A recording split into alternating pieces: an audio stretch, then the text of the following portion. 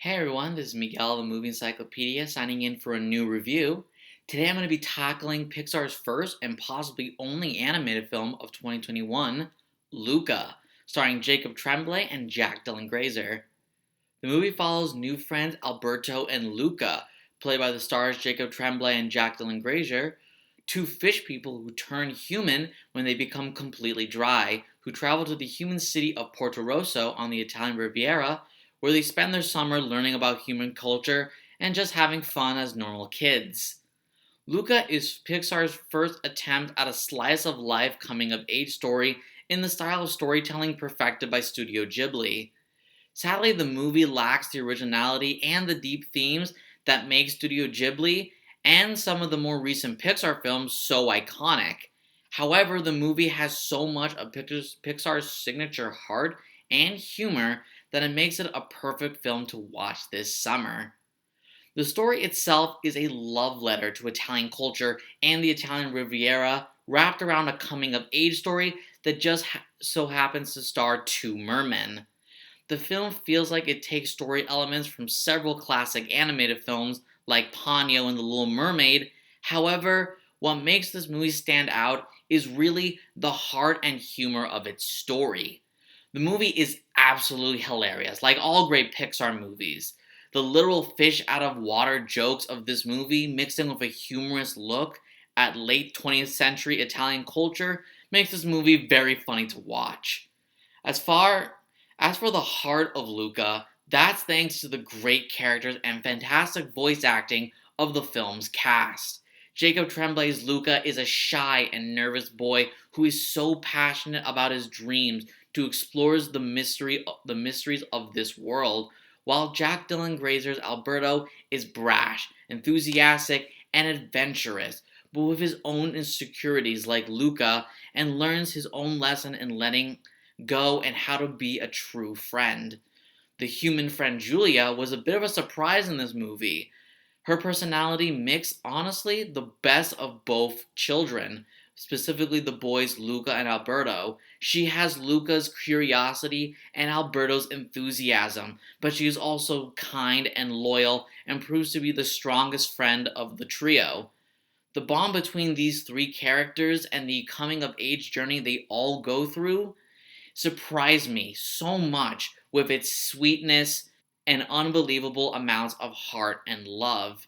It's so genuine and just so heartwarming that it will appease a lot of fans and will warm your heart this summer.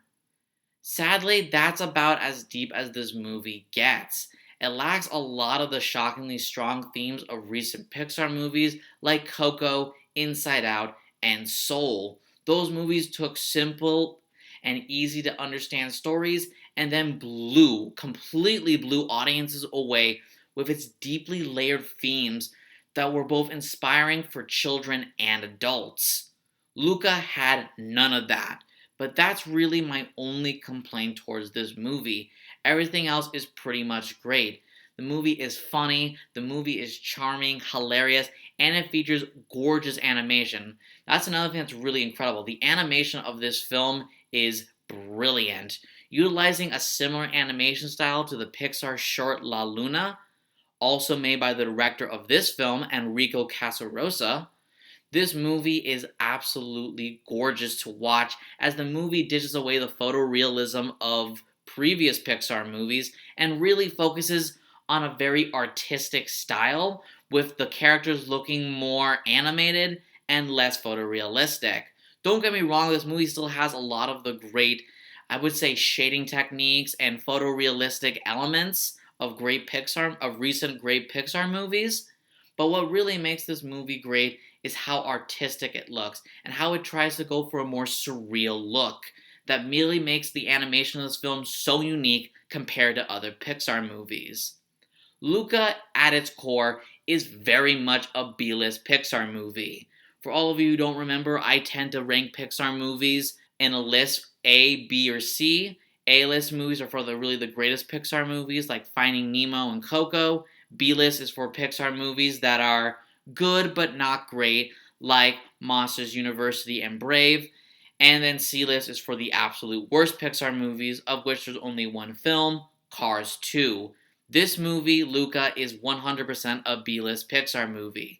However, its story, charming characters, and humor make it a worthwhile watch for anyone who likes a good Pixar movie. And really, this is probably one of the best movies to watch this summer. If you have Disney Plus, I would highly recommend this film. I'm going to give Disney Pixar's Luca a 7.5 out of 10 stars. Well, that's it for today's episode. Thank you all for watching. If you like this episode, make sure to subscribe to my channel, comment on what you thought of this video, and make sure to share with friends and on your various social media channels.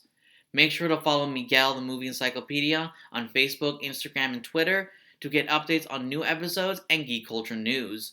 Speaking of which, if you want to hear me talk about geek culture news, including movies, TV shows, and video games, make sure to check out the Movie Encyclopedia podcast. You can find it on Spotify, Apple Podcasts, and wherever you find your podcast episodes. I post episodes monthly talking about the biggest geek culture announcements and reviews of the previous month. Until my next episode, stay safe and see you then.